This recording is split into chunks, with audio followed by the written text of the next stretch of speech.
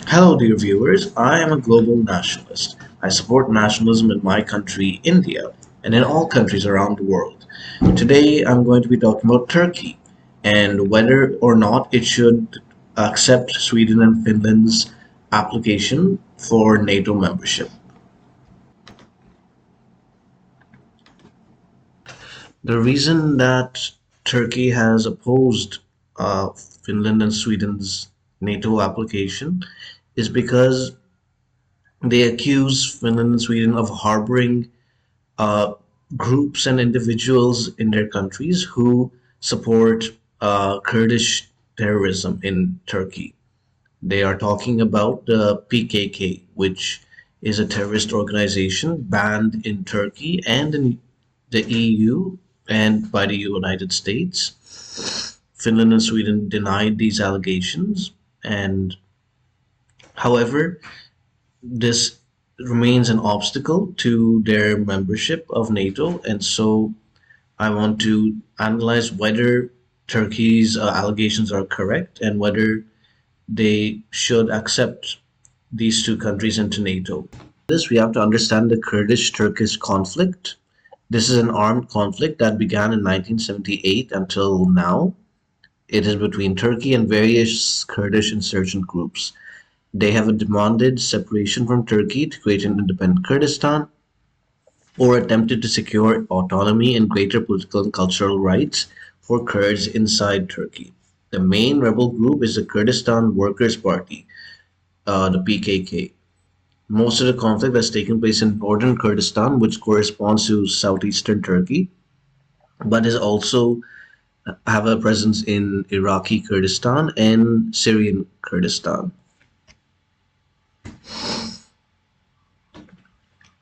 In 1977, a small group under Öcalan's leadership released a declaration on Kurdish identity in Turkey.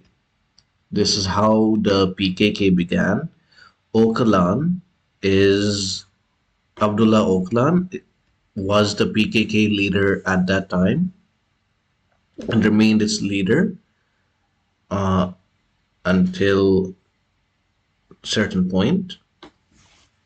The PKK launched its insurgency against Turkey on the 15th of August 1984. They conducted armed attacks and raided a police station. In the early 1990s, the Turkish President Turgut Özal agreed to negotiations with the PKK. In February 1991, during the presidency of Özal, the prohibition of Kurdish music was ended. So this is one of the restrictions and prohibitions imposed on the Kurdish people by Turkey that the PKK was fighting against. How and I understand if they wanted their people to have rights, but they should not have used violence or terrorism. I completely condemn that. That's why I too consider them a terrorist organization.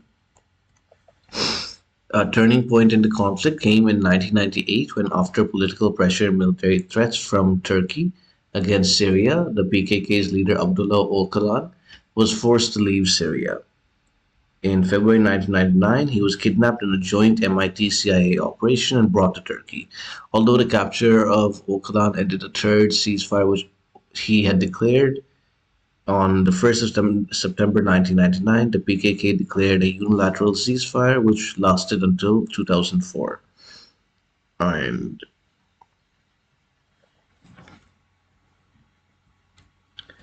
in September 2003, the PKK declared an end to its ceasefire. In 2004, the PKK resumed its armed activities because they claimed the Turkish government was ignoring their calls for negotiations and was still attacking their forces.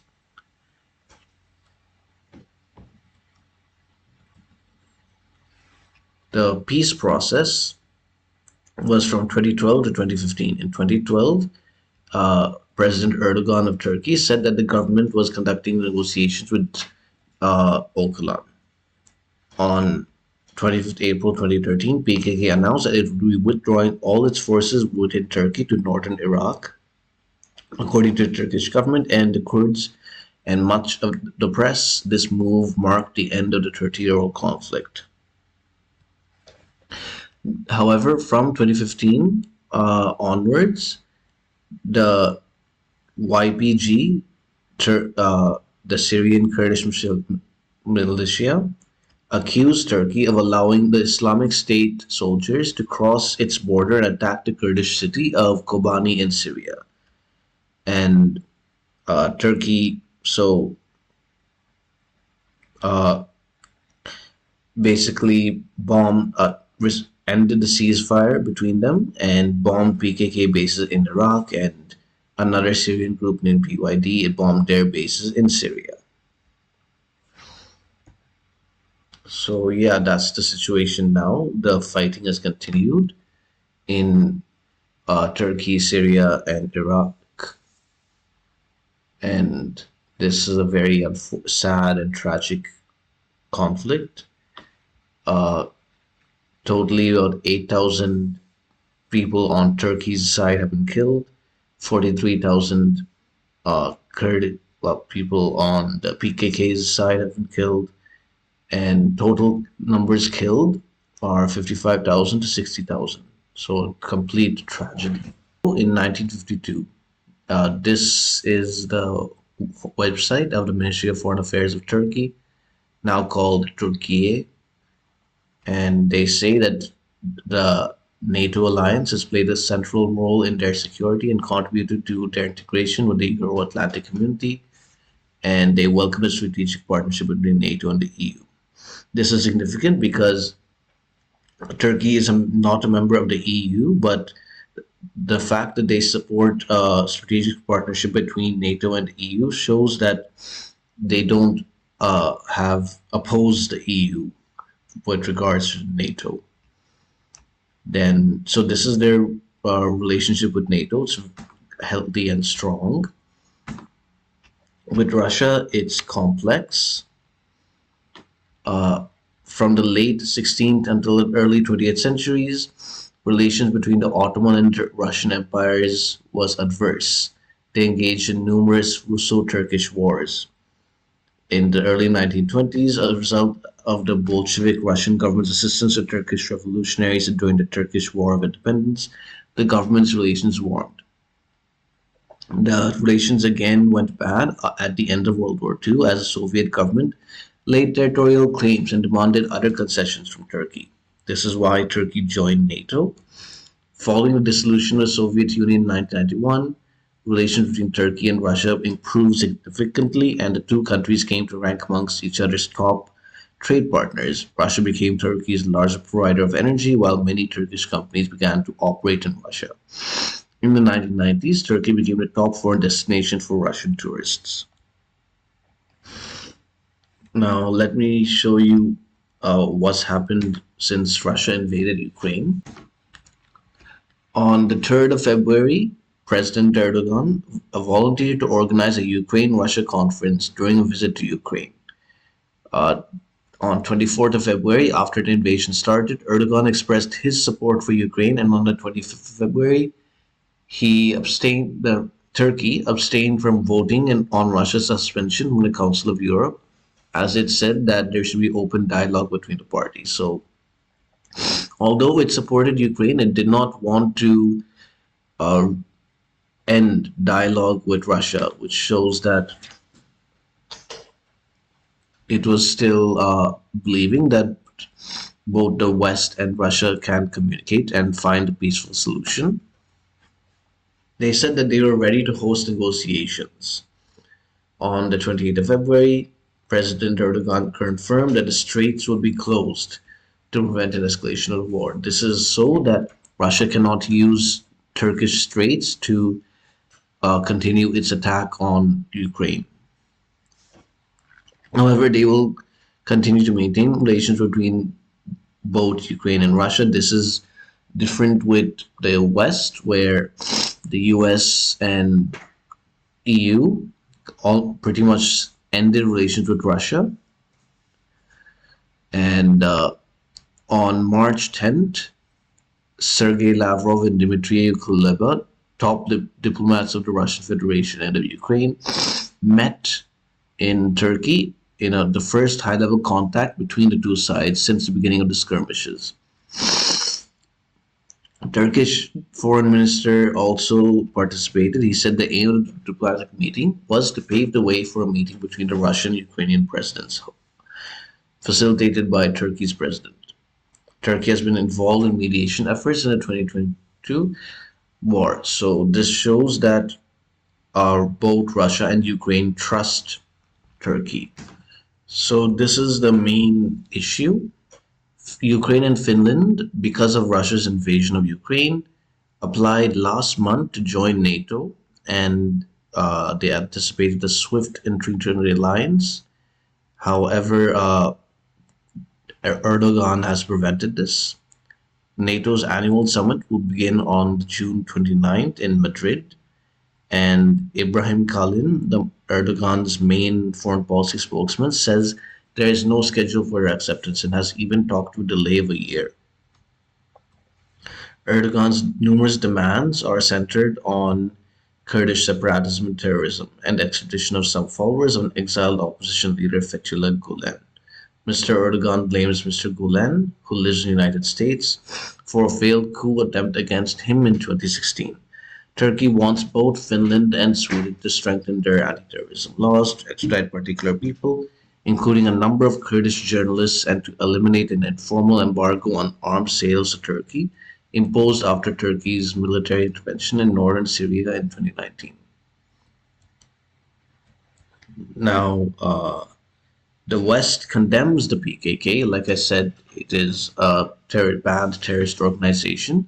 However, they have relied on the Syrian Kurdish offshoot to fight the Islamic State, which I mentioned earlier. From 2015 onwards, they have been working with the Syrian Democratic Forces to fight ISIS. And Turkish Kurdish leaders, the mainstream ones, not the terrorists, long ago abandoned talk of independence, concentrated on autonomy, and increased rights for Turkish Kurds. So these are the demands that Erdogan has for Sweden and Finland. Although they support NATO, right now it's not a priority. They don't feel that Russia is going to invade them or is a threat to them.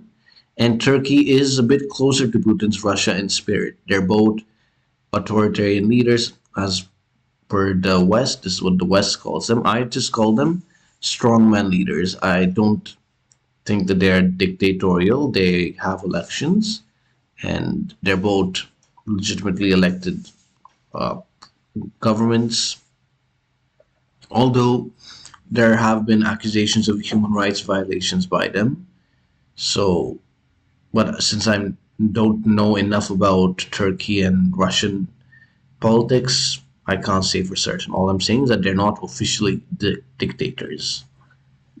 The strengthened and reinvigorated NATO does not seem to be a priority for Erdogan.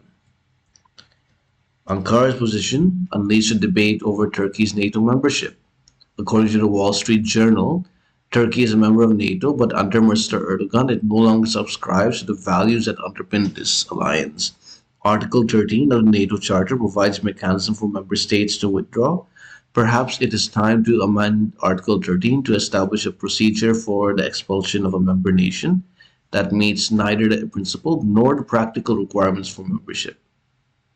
The Economist echoed a similar sentiment, saying that Erdogan's move to block Sweden and Finland's accession to NATO damaged Turkey's standing in the alliance. So this is significant because although these are not statements from governments, they are statements from mainstream media, both in the US, which is the Wall Street Journal, and in Europe, The Economist, and from both the right and left wings. So this shows that within these countries, there is sentiment like this. And since mainstream media is heavily influenced by the government, we can assume that these outlets are in some way speaking for their governments, though not directly. So right now, the situation for Madrid next week is that they will have a session to to talk about challenges to their southern flank, meaning Turkey, and the fight against terrorism. The session, which sources say will most likely be added to the program, would provide Turkey with a platform to air its long-standing gripes over what it says is a lack of NATO solidarity over the threats it faces, including from a US-backed armed Kurdish group in Syria that Ankara says is closely linked to the PKK.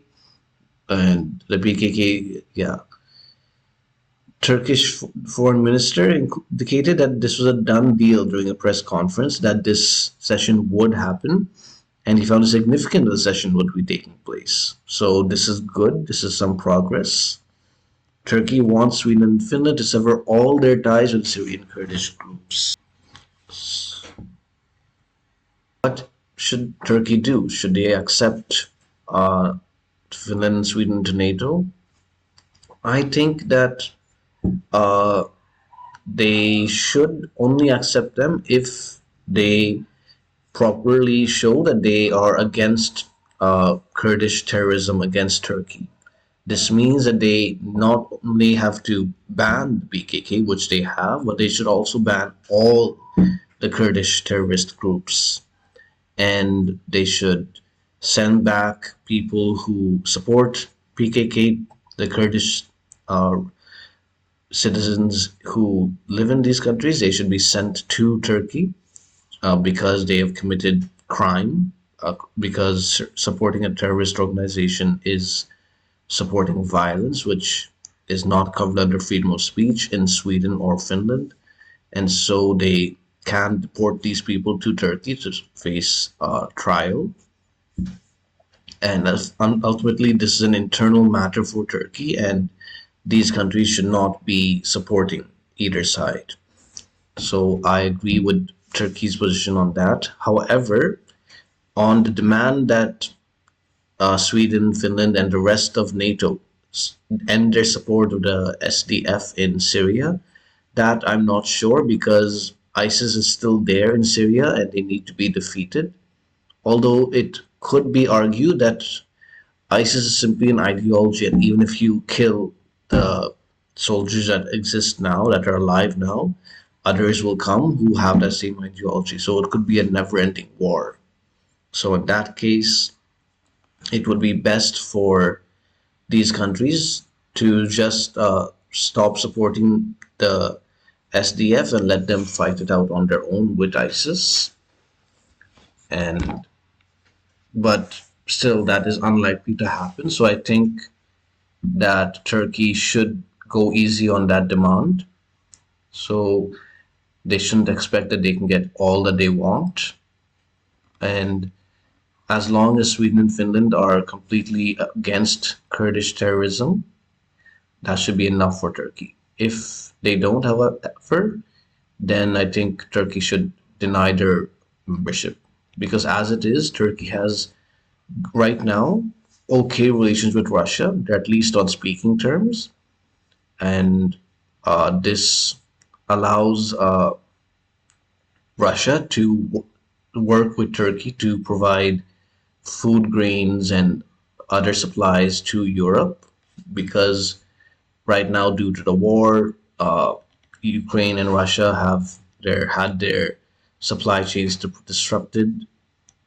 Ukraine because of its invasion, and Russia because of the sanctions leveled by the West on it. So, yeah, I'll just sum it up by saying, if Sweden and Finland end all support to Kurdish terrorism against Turkey, then they should be accepted. If they don't, then they should not be. So that's what I think Turkey's position should be coming in this Madrid conference in June 29th. Other than that, I'm not sure what they should do. Like, I'll have to follow the situation as it goes. And yeah, I just hope that this conflict between Turkey and the Kurds end.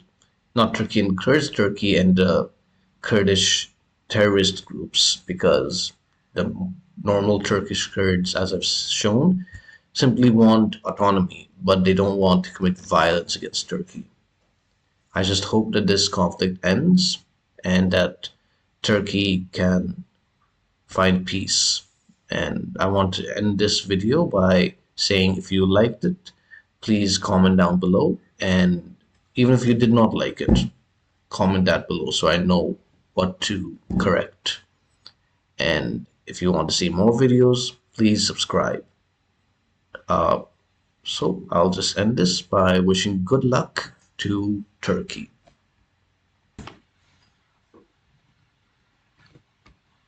If you want to see other videos about nationalism outside South Asia, click on this playlist. If you want to see my previous video, click on this video. If you want to see the sources I used for this video, click the links in the description below. Thank you for watching. Vande Mataram.